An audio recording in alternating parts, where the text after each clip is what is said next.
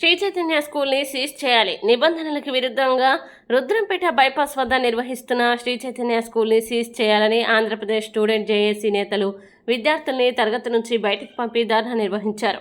ఈ సందర్భంగా విద్యార్థి జేఏసీ జిల్లా అధ్యక్షుడు అమర్ యాదవ్ మాట్లాడుతూ, బిల్డింగ్ పూర్తి కాకుండా ఒక పక్క బిల్డింగ్ కడుతుంటే మరోపక్క తరగతులు నిర్వహించడం దారుణమన్నారు.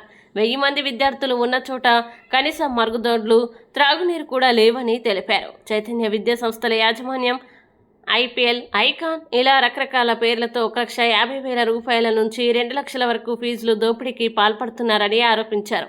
పుస్తకాల రూపంలో 6వ తరగతి నుంచి 10వ తరగతి వరకు 25,000 నుంచి 30,000 రూపాయల వరకు పుస్తకాల రూపంలో విద్యార్థుల తల్లిదండ్రుల్ని దోచుకుంటున్నారన్నారు.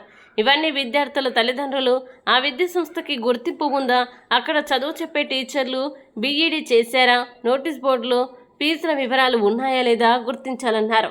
డీఈఓ గారికి ఫోన్లో ఫిర్యాదు చేస్తే తమ ఊర్లో లేమరిగా రాగానే శ్రీ చైతన్య స్కూల్లో పర్యవేక్షించి గుర్తింపు లేకపోతే బిల్డింగ్ పూర్తి కాకపోతే సీజ్ చేస్తామని తెలిపినట్లు జేఏసీ నేతలు తెలిపారు.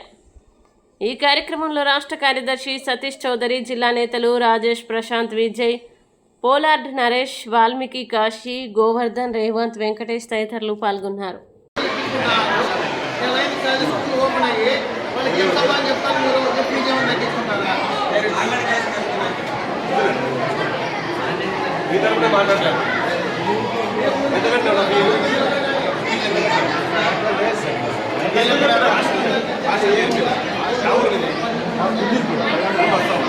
స్కూల్ కి పర్మిషన్ లేదు.